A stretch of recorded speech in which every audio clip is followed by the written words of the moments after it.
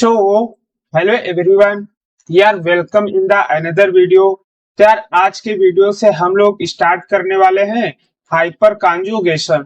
तो यार ये चैप्टर खत्म होने के बाद यानी कि हाइपर कॉन्जुगेशन कंप्लीट होने के बाद आपसे एक भी क्वेश्चन हाइपर कॉन्जुगेशन में छूटने वाला नहीं है, क्योंकि अब मैंने आपको रीजोनेंस पढ़ाया था, रीजोनेंस से स्टेबिलिटी पढ़ाई थी। आप कोई भी बुक उठा के देख लीजिए, रमेश चौहान की बुक उठा के आप सॉल्व कर लीजिए, सारे क्वेश्चन आप उसे सॉल्व इजिली कर पाएंगे। आप ए टू जेड कोई भी ऑर्गेनिक केमिस्ट्री की बुक उठा के देख लीजिए और आप जो मैंने अभी तक जीओसी में पढ़ाया है वो आप देख लीजिएगा, आप कहीं फंसने वाले नहीं है। तो यार अभी तक आपने चैनल को सब्सक्राइब नहीं किया है तो यार कर लीजिएगा और वीडियो को लाइक जरूर कीजिएगा। तो देखिए, हम लोग रेजोनेंस और हाइपर कॉन्जुगेशन को कोरिलेट करके पढ़ने वाले हैं। लेकिन रेजोनेंस में हमने क्या बताया था कि जो चार्ज या इलेक्ट्रॉन का जो डिलोकलाइजेशन होता है वो किसके थ्रू होता था, पाई बॉन्ड्स के थ्रू, यानी डिलोकलाइजेशन ऑफ चार्ज और electron with the help of pi bonds is known as resonance. But hyperconjugation के केस में क्या होगा, डिलोकलाइजेशन ऑफ चार्ज या फिर इलेक्ट्रॉन, बट कंडीशन ये है with the help of sigma bond. तो मेन डिफरेंस ये है दोनों में कि इसमें पाई बॉन्ड के थ्रू होता था और इसमें सिग्मा बॉन्ड के थ्रू होता था। बट इस सिग्मा बॉन्ड में भी कई कंडीशंस है, वो मैं आपको बताने वाला हूँ। पहले आप डेफिनेशन देख लीजिए, द डिलोकलाइजेशन ऑफ चार्ज और electron with the help of sigma bond. But condition क्या है, वो जो सिग्मा बॉन्ड होगा वो सिर्फ कार्बन या हाइड्रोजन के बीच का हो सकता है या फिर कार्बन या क्लोरीन एटम। इन दोनों के अलावा अगर कोई दूसरा सिग्मा बॉन्ड प्रेजेंट है देन वो हाइपर कॉन्जुगेशन शो नहीं करेगा। अभी मैं आपको बहुत सारे एग्जांपल कराऊंगा और आपको डिटेल में कंडीशन समझाने वाला हूँ। Is known as the hyperconjugation. दूसरी डेफिनेशन ये वाली उससे ज्यादा इंपॉर्टेंट है, इससे डायरेक्ट क्वेश्चन आ सकता है।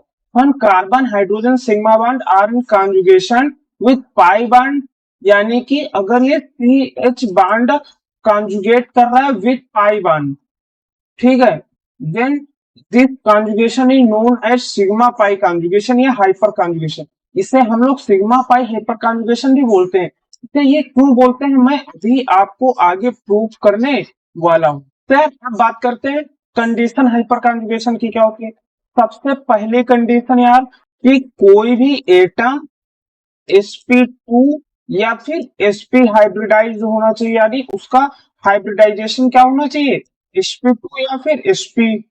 कंडीशन नंबर 2, जो sp2 या sp एटम जो होगा उससे जो अटैच्ड एटम होगा वो क्या होना चाहिए, sp3 हाइब्रिडाइजेशन का होना चाहिए।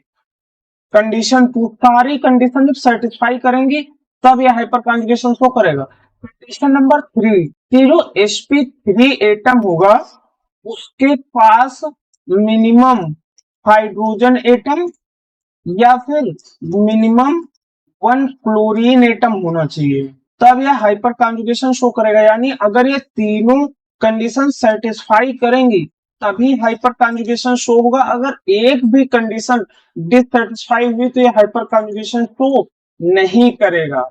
और एक चीज और मैं आपको बता दूं कि sp3 से अटैच्ड हाइड्रोजन एटम होता है उसे हम क्या बोलते हैं, अल्फा हाइड्रोजन।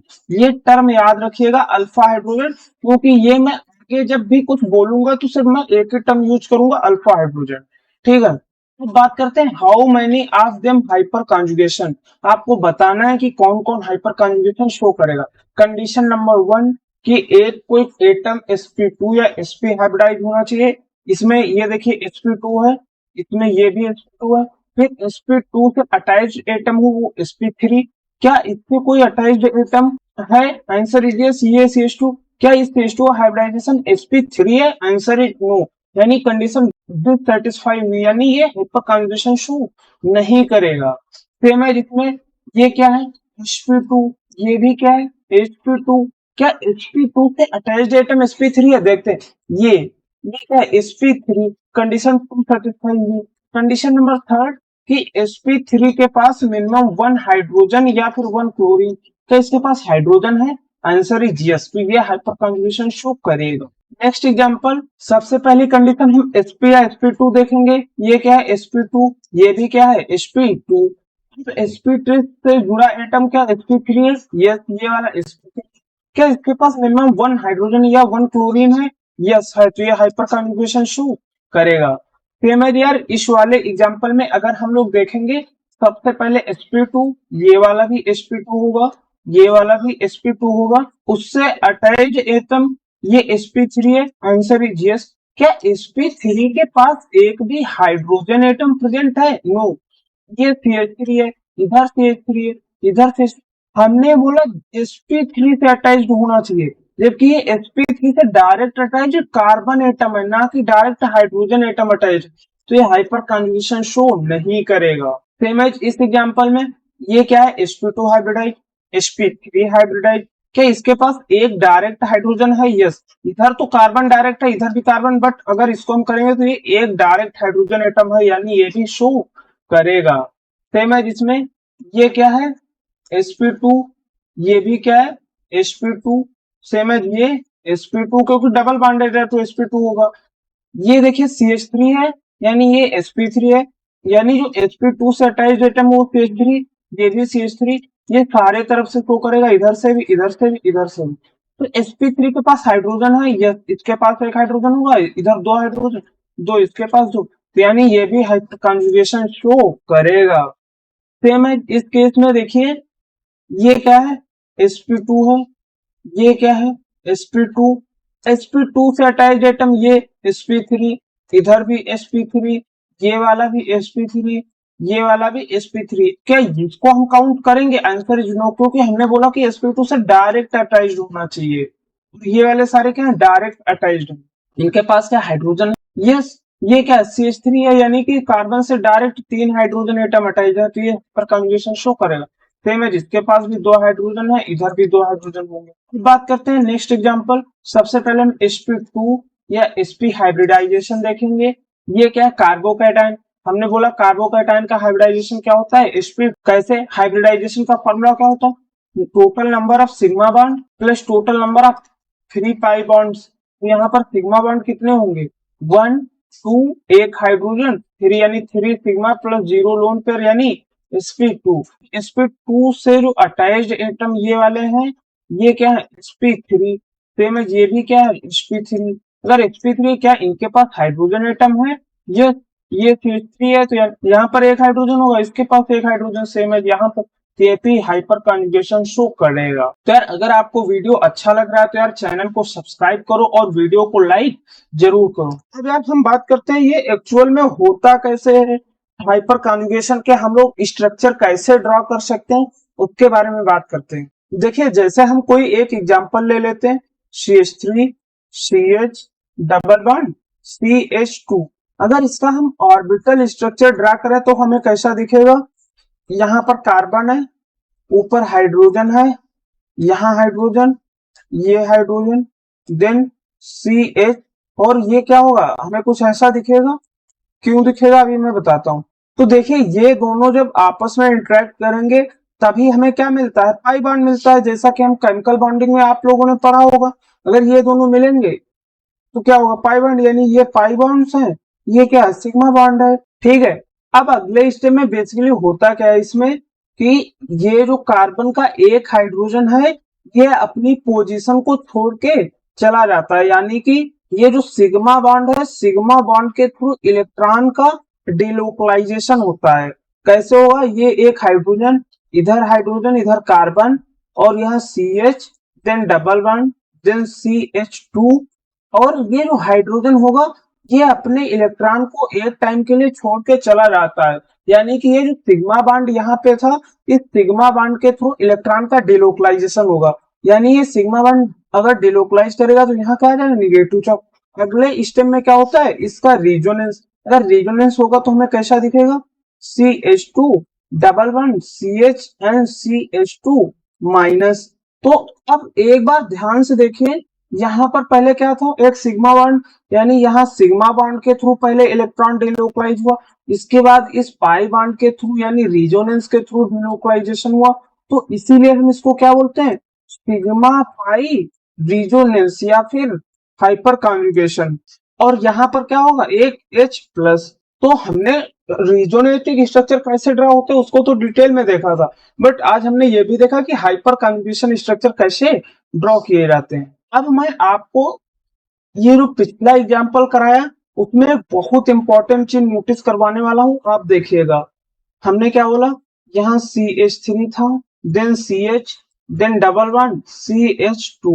हमने क्या बोला था कि ये हाइड्रोजन एक बार ब्रेक होगा यानी इलेक्ट्रॉन को डिलोकलाइज करेगा, तो हमें कैसा दिखता था, CH एंड ये H प्लस अपना इलेक्ट्रॉन दे देता था, यहाँ पर इलेक्ट्रॉन आ जाएगा, देन CH एंड डबल वन CH2। और उसके बाद क्या होता था अगले स्टेप में, रेजोनेंस यानी CH डबल वन CH एंड CH2 माइनस।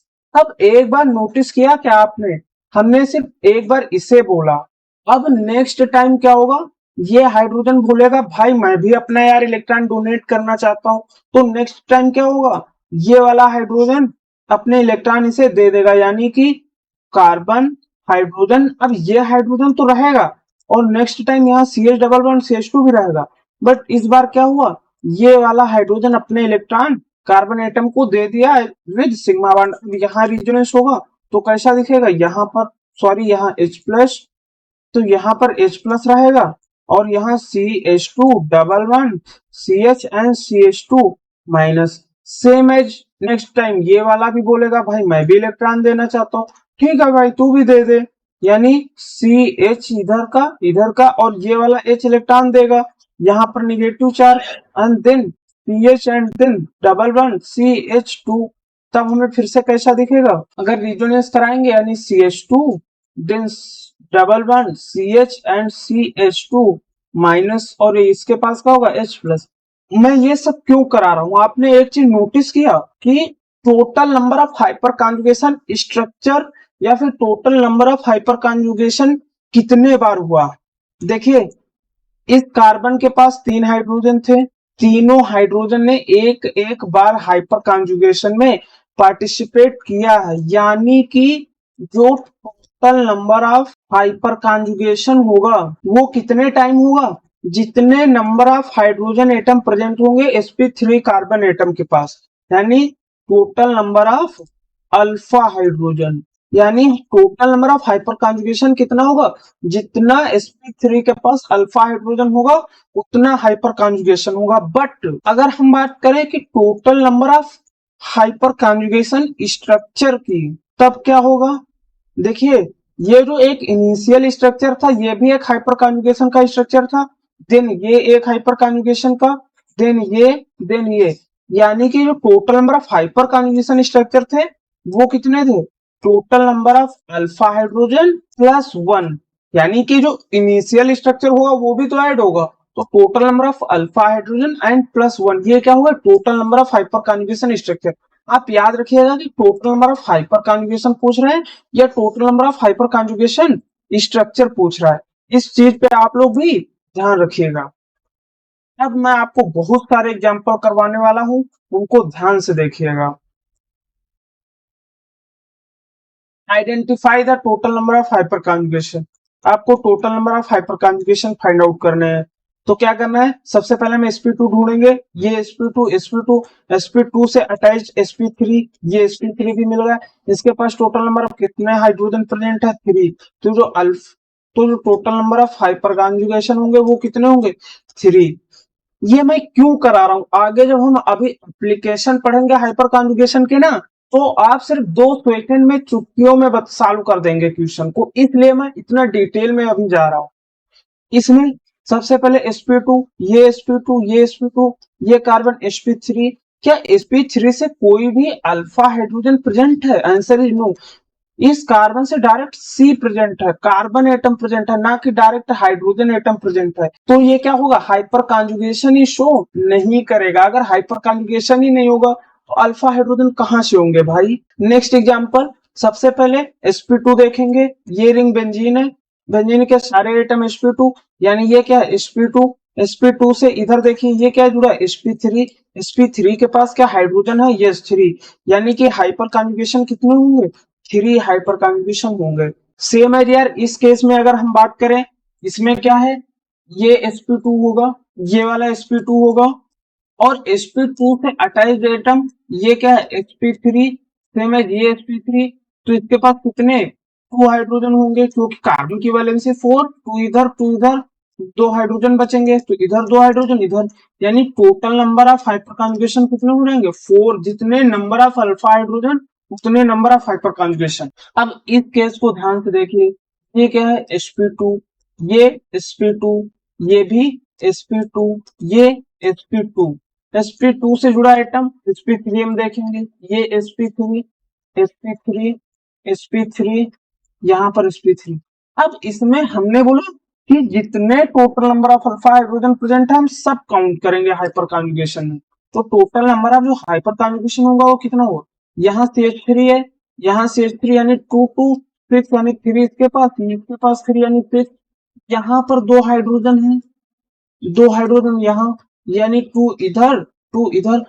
कुछ लोग बोलेंगे सर एक बार इसके लिए करेगा, एक बार इसके लिए करेगा, बट हम आपको एक चीज बताना चाहते हैं कि सिर्फ एक टाइम हम उसे काउंट करेंगे, चाहे इसके लिए काउंट करना है इसके लिए, दोनों टाइम अलग अलग के लिए काउंट नहीं करेंगे।